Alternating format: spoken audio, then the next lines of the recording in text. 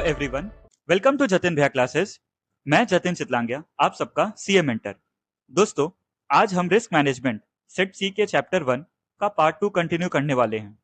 अगर आपने पार्ट 1 अभी तक नहीं देखा है तो मेरी रिक्वेस्ट रहेगी कि पहले पार्ट 1 को कंप्लीट कर लीजिए, क्योंकि आज के कॉन्सेप्ट्स उसी डिस्कशन को आगे कंटिन्यू करते हैं। आज के लेक्चर के नोट्स आपको डिस्क्रिप्शन बॉक्स में मिल जाएंगे। साथ ही डिस्क्रिप्शन में दिए गए लिंक से व्हाट्सएप ग्रुप भी ज्वाइन कर लीजिए, जहां पर नोट्स, इंपॉर्टेंट अपडेट्स और स्टडी मटेरियल रेगुलरली शेयर किए जाते हैं।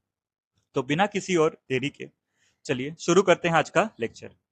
दोस्तों, अब हम रिस्क बेस्ड ऑन स्टेटस को समझने वाले हैं। इस कैटेगरी में दो इंपॉर्टेंट टर्म्स आती हैं, इनहेरेंट रिस्क और रेसिडुअल रिस्क। सबसे पहले बात करते हैं इनहेरेंट रिस्क की। देखिए, हर बिजनेस एक्टिविटी में नेचुरली कुछ ना कुछ रिस्क होता ही है। कोई भी बिजनेस कंप्लीटली रिस्क फ्री नहीं हो सकता।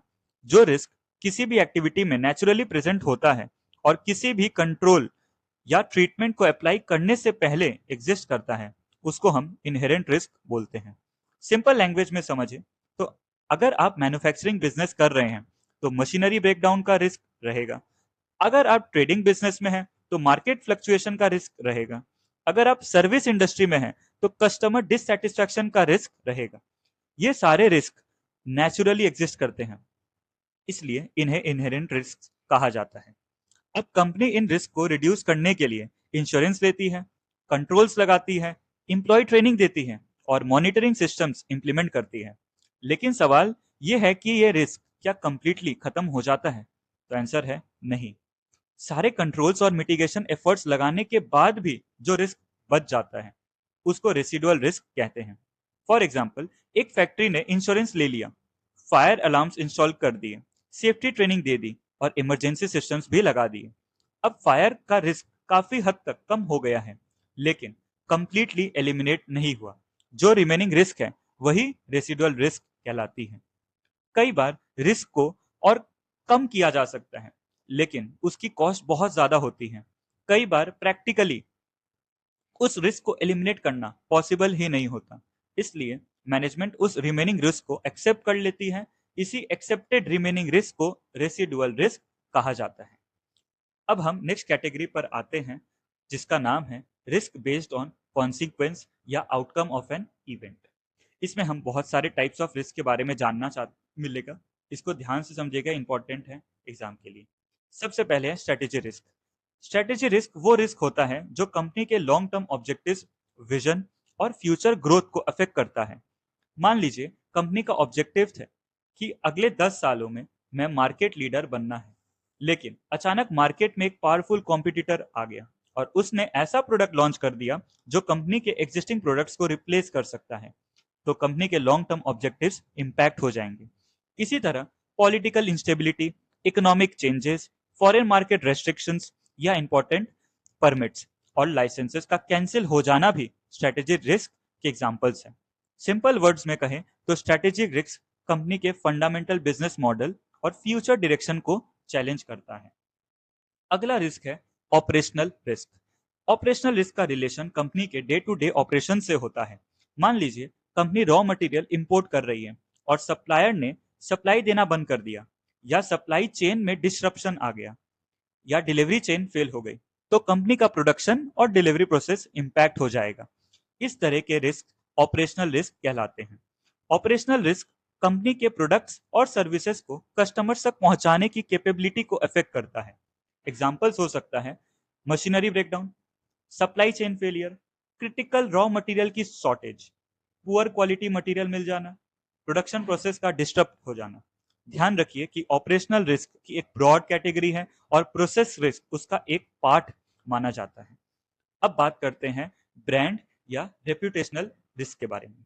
ब्रांड या reputational risk, these are those risks which have the possibility of tarnishing the image of the company due to poor perceptions by customers, public और other key shareholders। आज के digital world में company की reputation उसकी सबसे valuable assets में से एक होती है। अगर पब्लिक परसेप्शन खराब हो जाए तो कंपनी को सीरियस लॉसेस हो सकते हैं। फॉर एग्जांपल, मीडिया में कंपनी के अगेंस्ट नेगेटिव न्यूज आ गई, या कंपनी पर अनएथिकल प्रैक्टिसेस के एलिगेशन लग गया, या सेंसिटिव कस्टमर डेटा लीक हो गया। इन सब सिचुएशंस में कंपनी की पब्लिक इमेज खराब हो सकती है। इसी रिस्क को ब्रांड या रेप्यूटेशनल रिस्क कहा जाता है। आज के टाइम में सोशल मीडिया की वजह से यह रिस्क और भी इंपॉर्टेंट हो गया है। अब बात करते हैं हम लोग अपने अगले रिस्क के बारे में, जिसका नाम है customer satisfaction risk. Customer satisfaction risk का रिलेशन प्रोडक्ट और सर्विस क्वालिटी से होता है। अगर कस्टमर्स को एक्सपेक्टेड क्वालिटी नहीं मिल रही है, कंप्लेंट्स रिजॉल्व नहीं हो रही है या सर्विस स्टैंडर्ड्स मेंटेन नहीं हो रहे हैं, तो धीरे धीरे कस्टमर डिससेटिस्फैक्शन बढ़ने लगती है। इसका इम्पैक्ट इमीडिएटली नहीं दिखता, लेकिन टाइम के साथ नेगेटिव रिव्यूज इंक्रीज होते हैं, कॉस्ट कस्टमर लॉयल्टी रिड्यूस होती है और बिजनेस की ग्रोथ अफेक्ट होने लगती है। इसी ग्रेजुअल इम्पैक्ट को कस्टमर सेटिस्फैक्शन रिस्क कहा जाता है। ये ब्रांड रिस्क के कंपैरिजन में लिमिटेड है और स्लोअर नेचर का रिस्क होता है। अगला रिस्क है financial risk. Financial risk company के फिनेंशियल मैटर्स से रिलेटेड होते हैं।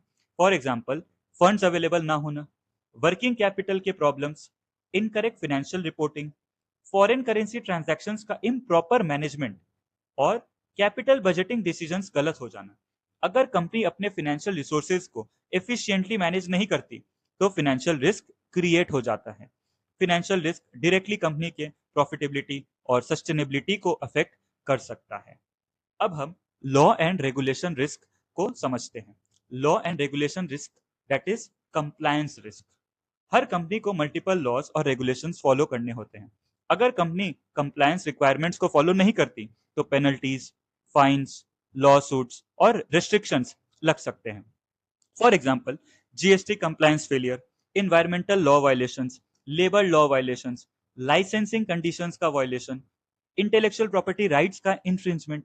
अगर कंपनी कंप्लायंस मेंटेन नहीं करती, तो उसे लॉ एंड रेगुलेशन रिस्क का सामना करना पड़ सकता है। नेक्स्ट है नॉलेज रिस्क।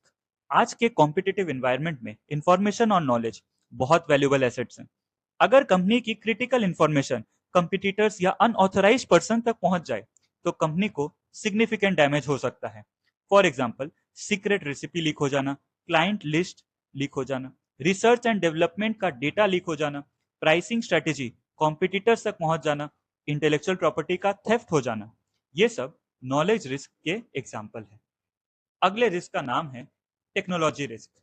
टेक्नोलॉजी रिस्क क्या बताते हैं, अब इसके बारे में हम समझते हैं।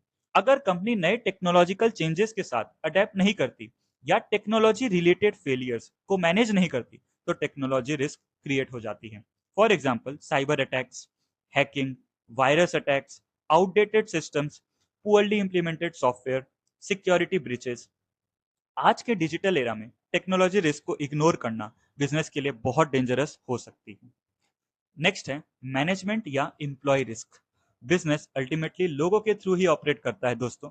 अगर की एम्प्लॉय ऑर्गेनाइजेशन छोड़कर चले जाएं या एम्प्लॉयज के पास रिक्वायर्ड स्किल्स और ट्रेनिंग ना हो, तो बिजनेस इंपैक्ट हो सकता है।